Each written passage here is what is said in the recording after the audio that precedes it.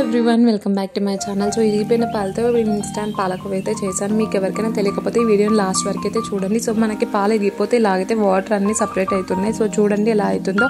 So ఇవి ఇరిగిపోయిన పాలు కాబట్టి సో మనమైతే ఇన్స్టాంట్ పాలకోవ చేసుకోవచ్చు, రసగుల్లా చేసుకోవచ్చు, ఇంకా పన్నీర్ కర్రీ కూడా చేసుకోవచ్చు. సో నాకైతే ఇవే తెలుసు. ఇంకా చాలామంది చాలా డిఫరెంట్ స్టైల్స్లో అయితే చేస్తారు కదా. సో వాటర్ అయితే సపరేట్గా అయితే తీసేసాక ఇలాగైతే ఉంటుంది. అలాగే కొంచెం స్పూన్తో అయితే కలుపుతూ ఉండాలా.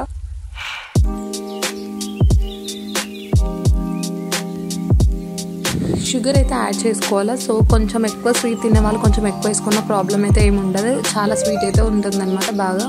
సో సిమ్లో అయితే పెట్టాలా, లేదంటే గిన్నె అయితే మాడిపోతుంది. నేను ఎంత సిమ్లో పెట్టినా కూడా గిన్నె అయితే చూడండి అక్కడ సైడ్ స్క్రీన్ చాలా మాడిపోయింది అనమాట.